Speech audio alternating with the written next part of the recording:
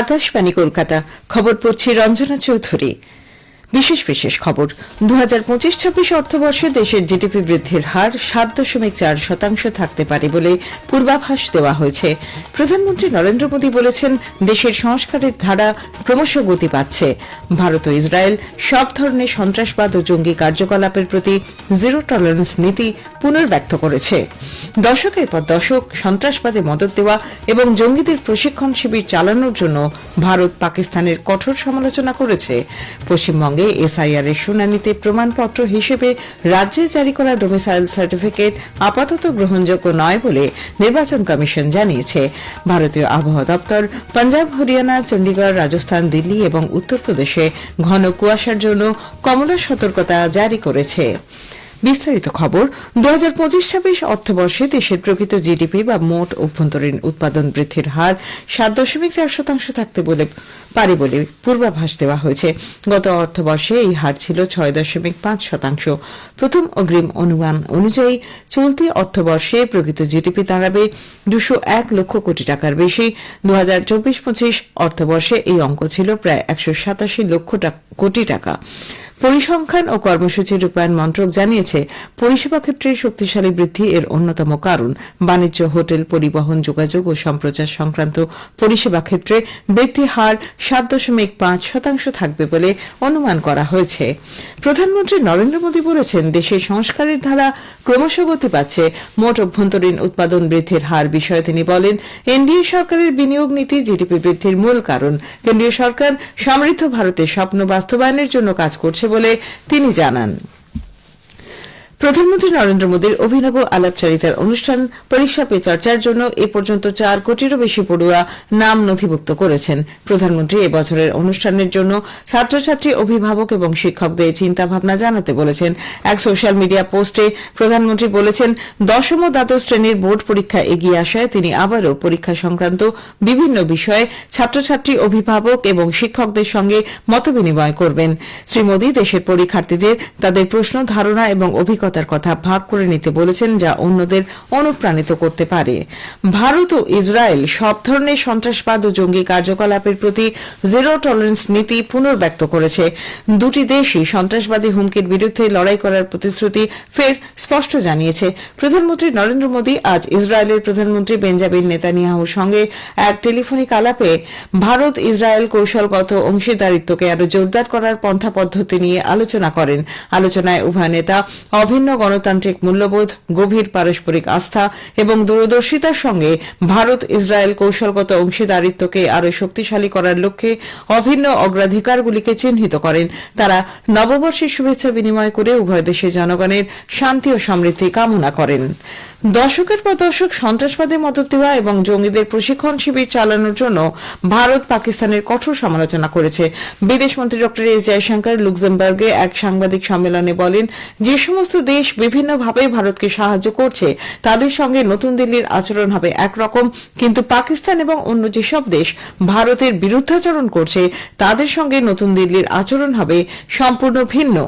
That for decades you had these training camps, not secret training camps, they're all training camps in the big cities of Pakistan, very open, where the state, the military supports terrorism, and they've tried to normalize it as though it's their right to do it. ড জয়শঙ্কর বলেছেন, ভারত ভেনেজুয়েলার সাম্প্রতিক পরিস্থিতিতে যথেষ্ট উদ্বিগ্ন। সে দেশের মানুষের নিরাপত্তা সুনিশ্চিত করার জন্য একসঙ্গে কাজ করার আহ্বান জানিয়েছেন তিনি।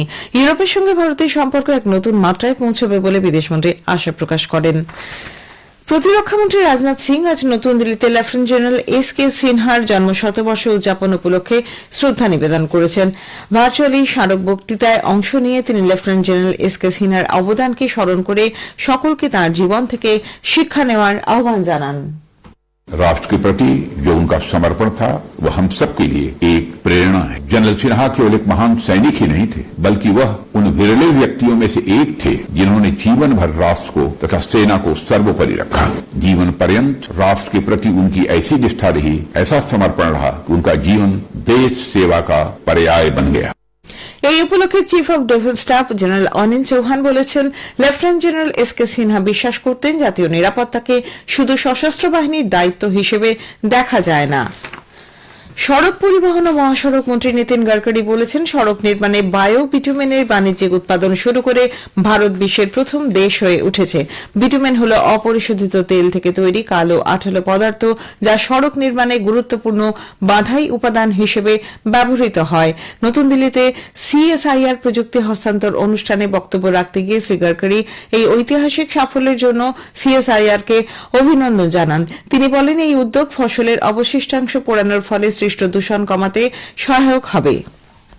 बिटुमेन में आपने काम किया, हमारा अभी रिक्वायरमेंट 100 लाख टन के ऊपर की है और उसमें से 50% केवल कैपेसिटी हमारी इंडियन रिफाइनरीज की है और 50% इंपोर्ट है। ये कॉस्ट 25 से 30 हजार करोड़ होती है और इसलिए स्वाभाविक रूप से हमारा 30 हजार करोड़ का अगर इंपोर्ट बचेगा तो देश की इकोनॉमी के लिए कितना बड़ा कंट्रीब्यूशन होगा। रॉ मटेरियल कौन सा अवेलेबल है कौन से एरिया में, उसके आधार पर रिसर्च करना चाहिए और ये रिसर्च जो है ये अगर होगा तो स्वाभाविक रूप से वहाँ का जीवन भी सस्टेनेबल डेवलपमेंट के साथ अच्छे तरीके से आगे जाएगा, जिससे डोमेस्टिक हैप्पी ह्यूमन इंडेक्स बढ़ेगा। 2025 সালে মাদক নিয়ন্ত্রণ ব্যুরো বা এনসিপি প্রায় 1,33,000 কিলোগ্রাম মাদক দ্রব্য বাজেয়াপ্ত করেছে, যার বাজার মূল্য প্রায় 1,980 কোটি টাকা। এই সময় 447টি মামলায় 994 জন মাদক পাচারকারীকে গ্রেফতার করা হয়েছে, যার মধ্যে 25 জন বিদেশি নাগরিকও রয়েছেন। এই খবর শুনছেন আকাশবাণী কলকাতা কেন্দ্র থেকে। আমাদের সংবাদ শোনা যাবে ইউটিউব চ্যানেল আকাশবাণী সংবাদ বাংলা, ফেসবুক ও ইনস্টাগ্রাম আকাশবাণী সংবাদ কলকাতা এবং এক্স হ্যান্ডেল এআইআর নিউজ কলকাতায়। পশ্চিমবঙ্গে এসআইআর এর শুনানিতে প্রমাণপত্র হিসেবে রাজ্যে জারি করা ডোমিসাইল সার্টিফিকেট আপাতত গ্রহণযোগ্য নয় বলে নির্বাচন কমিশন জানিয়েছে।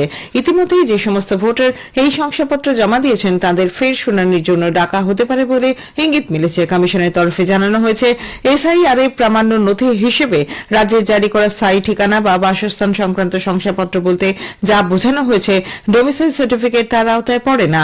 প্রতিটি রাজ্যে ডোমিসাইল সার্টিফিকেট ইস্যুর জন্য নির্দিষ্ট সরকারি নির্দেশিকা বা জিও রয়েছে। এই রাজ্যে এই সংক্রান্ত শেষ সরকারি নির্দেশিকা অনুযায়ী মূলত সেনাবাহিনী ও বিভিন্ন আধা সামরিক বাহিনী, চাকরি প্রার্থী, অবাঙালি নির্দিষ্ট কিছু শ্রেণীর মানুষ এই সার্টিফিকেটের জন্য যোগ্য বলে উল্লেখ ছিল। কিন্তু বর্তমানে রাজ্যে অনেক ক্ষেত্রে নিয়ম না মেনে ডোমিসাইল সার্টিফিকেট ইস্যু করা হচ্ছে বলে অভিযোগ। সেই কারণে প্রামাণ্য নথি হিসেবে ওই শংসাপত্রকে ব্যবহার করা যাবে না। দেশের নির্বাচন ব্যবস্থাপনা ও গণতন্ত্র নিয়ে আন্তর্জাতিক স্তরে আলোচনা সভার আয়োজন করছে নির্বাচন কমিশন। আগামী 21 থেকে 23 জানুয়ারি পর্যন্ত নতুন দিল্লির ভারত মণ্ডপে আয়োজন করা হচ্ছে India international conference on democracy and election management 2026। মার্কিন সেনাবাহিনী আজ উত্তর আটলান্টিকে ভেনেজুয়েলার তেলবাহী একটি রুশ জাহাজকে আটক করেছে। মারিনেরা নামে ওই জাহাজটিকে মার্কিন নিষেধাজ্ঞা লঙ্ঘনের অভিযোগে স্কটল্যান্ডের উত্তর পশ্চিমে আন্তর্জাতিক জলসীমায় আটক করা হয়। প্রাক্তন কেন্দ্রীয় প্রতিমন্ত্রী বর্ষিয়ান বিজেপি নেতা কবীন্দ্র পুরকায়স্থ আজ বিকেলে শিলচরে প্রয়াত হয়েছেন। মৃত্যুকালে তাঁর বয়স হয়েছিল 94 বছর। বিজেপির অন্যতম প্রতিষ্ঠাতা সদস্য কবীন্দ্র পুরকায়স্থ 1951 সালে রাষ্ট্রীয় স্বয়ংসেবক সংঘে যোগদান করেন। সংঘের বিভিন্ন সাংগঠনিক পদে অধিষ্ঠিত থাকার সুবাদে তিনি উত্তর পূর্বাঞ্চল জুড়ে আরএসএস এর আদর্শ প্রচারে গুরুত্বপূর্ণ ভূমিকা পালন করেন। 1998 থেকে 1999 সাল পর্যন্ত তিনি প্রধানমন্ত্রী অটল বিহারী বাজপেয়ী সরকারে টেলিযোগাযোগ প্রতিমন্ত্রী হিসেবে দায়িত্ব পালন করেন। ভারতীয় আবহাওয়া দপ্তর আইএমডি আগামীকাল পাঞ্জাব, হরিয়ানা, চণ্ডীগড়, রাজস্থান, দিল্লি, উত্তরপ্রদেশ ও বিহারে ঘন থেকে অতি ঘন কুয়াশার কমলা সতর্কতা জারি করেছে। আগামী দুদিন জম্মু ও কাশ্মীর, লাদাখ, গিলগিট, বাল্টিস্তান, মুজফফরাবাদ, হিমাচল প্রদেশ, উত্তরাখণ্ড, উত্তরপ্রদেশ, পশ্চিম রাজস্থান, মধ্যপ্রদেশ, বিহার, পশ্চিমবঙ্গ ও উত্তর পূর্বাঞ্চলীয় রাজ্যগুলোতে ঘন কুয়াশার পূর্বাভাস দেওয়া হয়েছে।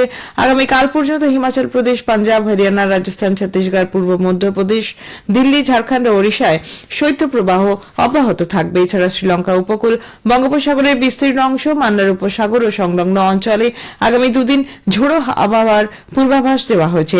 মৎস্যজীবীদের দক্ষিণ পূর্ব বঙ্গোপসাগরে না যাওয়ার পরামর্শ দেওয়া হয়েছে। পাশাপাশি দক্ষিণ পশ্চিম বঙ্গোপসাগরে শনিবার পর্যন্ত না যাওয়ার নির্দেশ দেওয়া হয়েছে। ভারতের অনূর্ধ্ব 19 দল দক্ষিণ আফ্রিকার অনূর্ধ্ব 19 দলের বিরুদ্ধে একদিনের ক্রিকেট সিরিজ 3-0 জিতে নিয়েছে। বেনুনিতে আজ তৃতীয় তথা শেষ ম্যাচে ভারত 233 রানে দক্ষিণ আফ্রিকাকে হারিয়ে দিয়েছে। শেষ করার আগে বিশেষ খবর আর একবার। 2025-26 অর্থবর্ষে দেশের জিডিপি বৃদ্ধির হার 7.4% থাকতে পারে বলে পূর্বাভাস দেওয়া হয়েছে।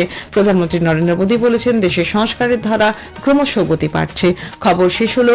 পরের খবর আগামীকাল সকাল 6:20 মিনিটে।